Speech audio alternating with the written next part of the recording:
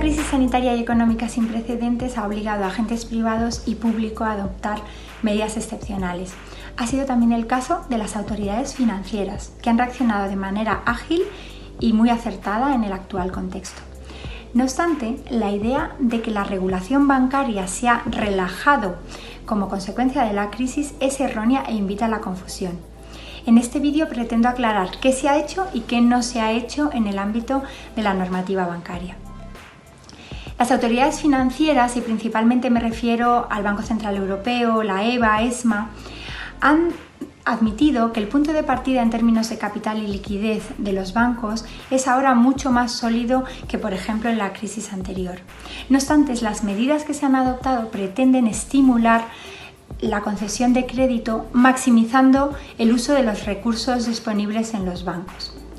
Las normas bancarias, y me refiero a los requerimientos de solvencia, de liquidez, de información, de protección del consumidor, de gestión de riesgos y, por supuesto, el marco de supervisión, siguen siendo hoy los mismos que antes de la crisis. ¿Qué es lo que han hecho las autoridades? Pues esencialmente han aclarado cómo se debe usar la flexibilidad que ya estaba contenida en la normativa bancaria. Por ejemplo, se ha aclarado que los colchones de capital y liquidez que los bancos han estado acumulando durante los últimos años pueden ser utilizados en la actual coyuntura. También que a la hora de cubrir determinados requerimientos de solvencia se puede usar un abanico un poco más amplio de instrumentos financieros, algo que ya estaba previsto en la norma. En el ámbito de supervisión, el Banco Central Europeo y los supervisores europeos han dilatado en el tiempo aquellas acciones supervisoras que se considera que no son esenciales o urgentes en este momento. Y una medida muy importante, las autoridades han clarificado e invitado a los bancos a diferenciar muy claramente cuando los créditos que han concedido tienen problemas de liquidez o de solvencia. Y esto es importante porque con instrumentos como, por ejemplo, los créditos que tienen avales públicos, en nuestro caso del ICO, o créditos con moratorias, los supervisores han venido a decir que estos créditos no deben ser automáticamente clasificados como de mayor riesgos, sino que se debe atender a la solvencia de las empresas, y en la medida en que estos han sido concedidos a empresas viables o a individuos solventes, pues no deben estar sometidos a una clasificación más severa.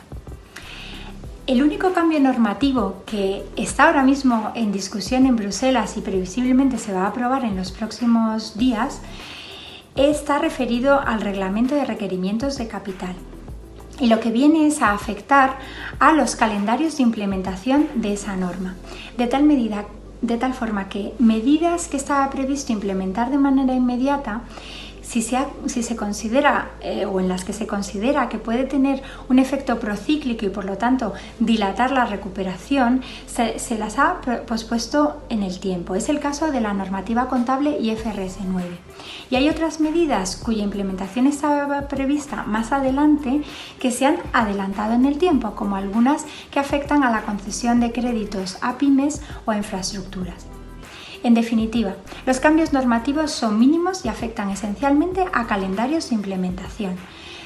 Principalmente, las autoridades financieras han aclarado cómo usar la flexibilidad que ya estaba contenida en la norma para favorecer que los bancos concedan crédito a la economía y se facilite una recuperación ágil de la misma.